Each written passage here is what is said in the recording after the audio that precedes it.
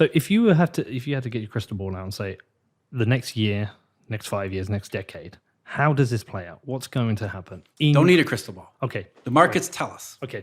So if you look at, first of all, the yield curve, treasury market, not good. Something like Eurodollar futures. Eurodollar futures is these banks in the monetary system hedging these massive portfolios. So they're telling you what they perceive as safety and liquidity risks in this marketplace. And the Eurodollar futures market is unbelievably pessimistic right now.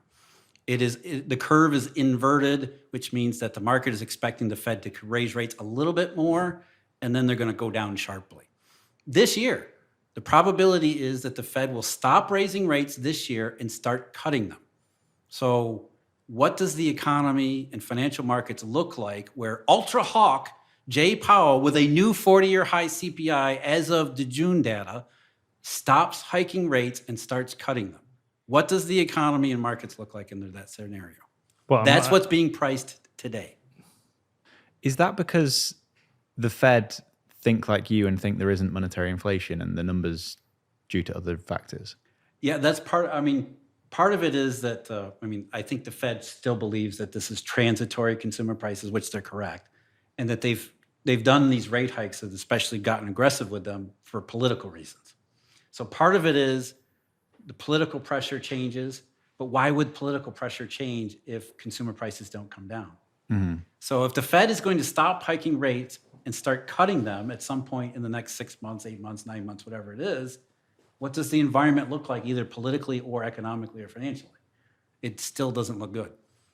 So the markets are hedged against pretty bad scenarios, and there's any number of reasons why, including in the monetary system itself, some of the fundamental characteristics of this Eurodollar system, like the supremacy of collateral and the fact that collateral has been a thorn in the side of the monetary system since 2007, and it continues to be today. Well, because there isn't any? There's not enough. Right. And that's another one of these intuitive problems that people have. When you say, what is the best form of collateral? It's government debt. There's not enough collateral. Wait a minute. There's not enough government debt? Are you really trying to say there's not enough government debt? Yes, that's exactly what I'm saying.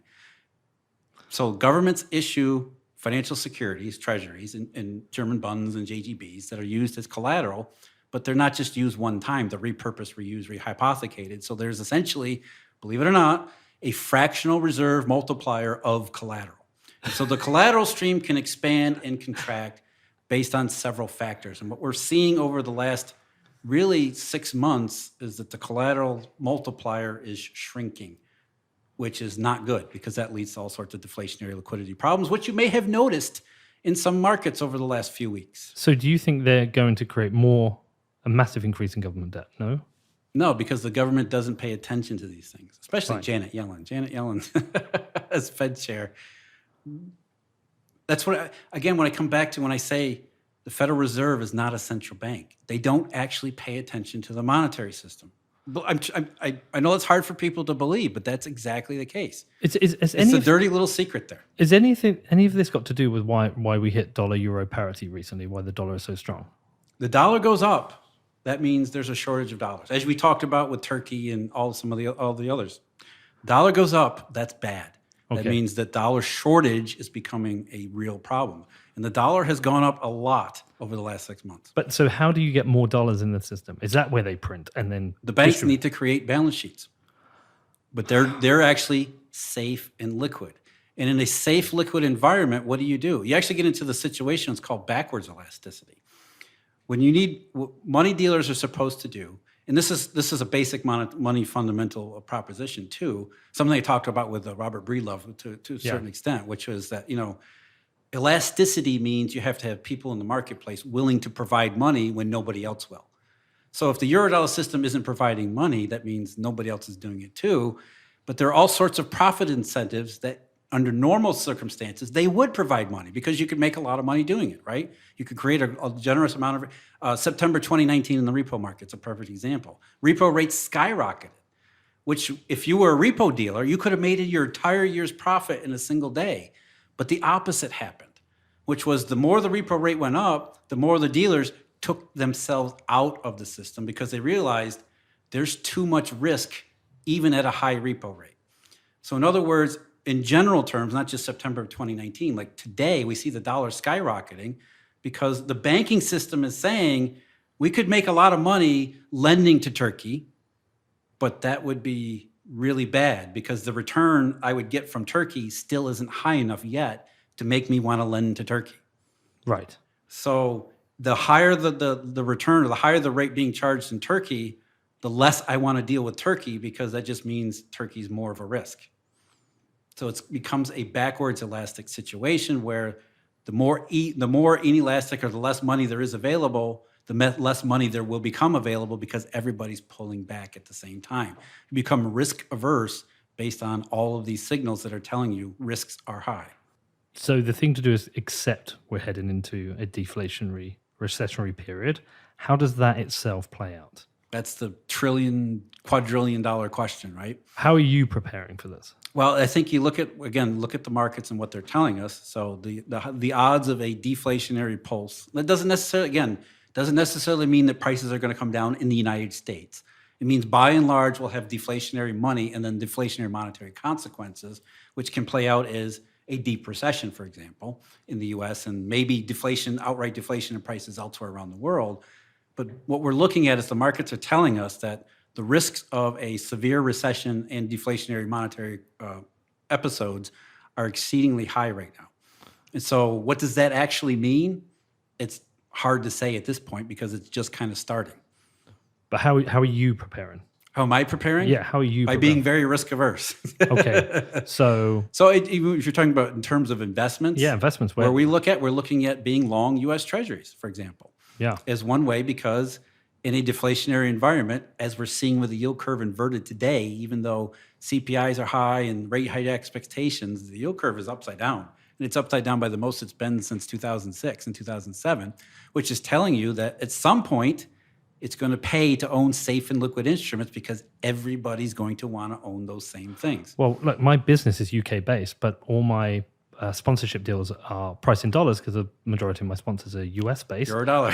Everything's US dollar. And that's been good for me over the last 6 months. Right. Because the pound's now down to 118, and I remember it when it was £2 to the dollar. I mean, a while back, but Right. even the start of this year, it was 140. And so for every dollar for every dollar I bill, I'm getting like, An extra pound or two. well, no, Partial. but What I'm is it, getting a pence or a... it depends. So I'm getting about. So I used to get for every dollar I'd get about what was it, about 71p at the start of the year. Now it's about 82, I Yeah. think. Yeah, so I'm like making probably an extra 10 to 12%, 13%. I don't know what the math is, but yeah, but that has been good. But then my costs when I come out here is getting more expensive. Right. So I'm seeing both sides of that. Okay, I mean, this is obviously a massive curveball. We weren't expecting. Well, I think that this entire discussion has been a massive curveball. Yeah, And that's but fine. there's a lot of logic to it, which is why I mean, I don't know about you, Danny. There's a couple of people I want to ask questions. Definitely. I mean, this is exactly how I thought this conversation would go, and I'm really glad it was gone this way because it's completely different to what we hear from a lot of people in Bitcoin. I think I would rather prepare for a deflationary recession than I would want to prepare for a Weimar Republic hyperinflation. I mean, they're both shit. Well, yeah, I mean, because you're talking about two different extremes. Yeah. The Weimar hyperinflation is an extreme of an extreme. Yeah. Whereas a prolonged deflationary depression is an extreme. But it does feel like that's a reset from the exuberance of a certain period. It could be, yes. Yeah. And I, for one, would kind of like to get out of these deflationary cycles, and I have kids too, and I'd like to see them have some of an optimistic future, which is what is the way to get out of this, though? fix the monetary system. How do you fix the monetary system? Yeah, that's another tough question that I don't think we're going to solve in a couple days of conversation. It's theoretically speaking, ideal circumstances. I believe it's what I said at the beginning, which is a currency system that is relatively elastic, smartly elastic, that avoids both extremes. You don't want it to be too inelastic, and you don't want it to be too elastic, so that you get into a situation like the middle 2000s where it does too much. So a system that can balance in between fixed and basically infinite. Feels like next time I come to Miami, maybe that's what we'll explore. Try and get you back on. Danny, anything we've not asked you want to ask? The one thing I've been thinking is if you think we've been in this deflationary period since 2007, did you say? How long do you think we can stay in it? Oh, that's look at the Japanese example. So they're 20 in, years, they're in is their it? fourth decade. Fourth decade. Yeah, that started in 1989, 1990. What has the impact been on the general public? And It's a death spiral. it's a death spiral. Yeah, I mean, the Japanese have essentially committed cultural and economic suicide. There are literally fewer Japanese now, and everybody simply believes that that's some kind of problem of the Japanese system or Japanese culture. But when your economy doesn't work and you get pessimistic and you fear for your children, Is this the depopulation thing that's Yeah. happening as well? the demographic, Yeah. the Japanese have taken it to an absolute extreme because their economy has been for shit, literally for shit, for more than 30 years. And That's what could or too should they much. have done? Should they have accepted the pain to allow them to rebuild? No, they should have demanded some, actual reforms instead of one QE after another. They're on QE 25 or 26. And is QE At some point, you would say, this doesn't seem to be working here. okay? And is that? Do you think the QE is essentially a symptom of the way the political system is designed in a cycle? That As we said, those on top seek to remain on top, and Yeah. QE is one way to placate the masses a little bit, to at least say, hey, we're doing something. You don't know what we're doing. We don't want you to know what we're doing. Don't ask too many questions. Just be happy we're printing money and go about your life, and we'll just believe that we'll take care of it for you. And in a rigid society like Japan, that has worked for 30 years, where in other societies like our own or around the world, you end up with, hey, this is not working. The economy's not growing. We're going to find other people to provide us with answers, whether they're populist right wing, populist left wing, communist, whatever. You have political and social polarization because when an economy does not grow, people's livelihoods are threatened. They look for extremes. civil unrest, rise of populism, Eventually, war. eventually war. Well, and all of these things We're already there. We're seeing all parts of this in different parts of the world. So like you said, this Yeah. did not show up in 2020. This has been building for 15 years because as you look at all these GDP charts, not just in the US, you can see the same thing in Europe. It grows at one rate.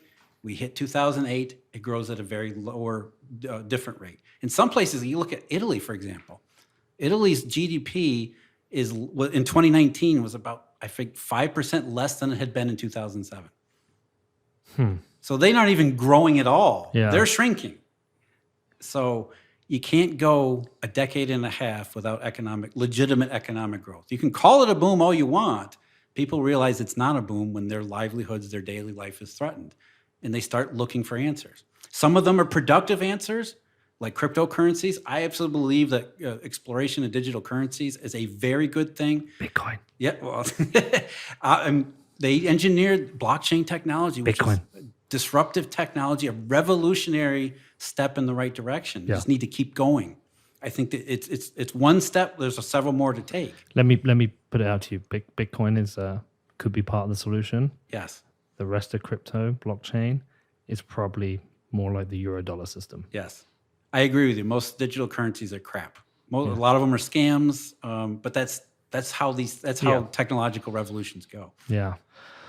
Oh man, this was fascinating. I think we're going to come back to Miami because we're going to need to do a follow up because I need to take this. I need to talk to other people. Yes. There's a lot of implications of this. If you're right, I need to talk to the people who's going to say, "Shut the fuck up, he's wrong." I'm going to need to talk to people who go, "Oh my god, that's amazing. That's right. That's correct." I just need to bring it all together. But like I said, you don't have to take my word for it.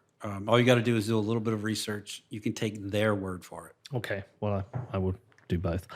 Jeff, tell people about your podcast and where to find you. Yeah, I do a podcast called Eurodollar University where we dive into these deep topics. I have a co-host, Emil Kalinowski, another Eurodollar monetary enthusiast. It's at YouTube. Is he here? He's actually in the Cayman Islands because The irony. Eurodollar. He's obviously offshore. It has to be. He's near the spigot. Yes, exactly. Well, he's in one of the banks or in their offices all the time. So yeah, Eurodollar University podcast. It's at his channel, Emil Kalinowski on YouTube, Apple Podcast. I'm at Atlas Financial, registered investment advisory business. You can check us out, portfolioshield.net. We also have a research product that we're launching. Go to marketsinsiderpro.com. I do a column at Real Clear Markets, a column at Epic Times. So I'm usually printing stuff somewhere a couple times a day. As long as it's not money. Yeah. All right, man. I walked right into that one. This was fascinating. Thank you so much for coming on. My pleasure. These are my favorite types of shows to make, and I absolutely loved it. I know Danny was really enjoying it. Jeremy, thumbs up from Jeremy. All right, great. man. But listen, take care. Let's do this again soon. All right. Thanks, Peter. Cheers.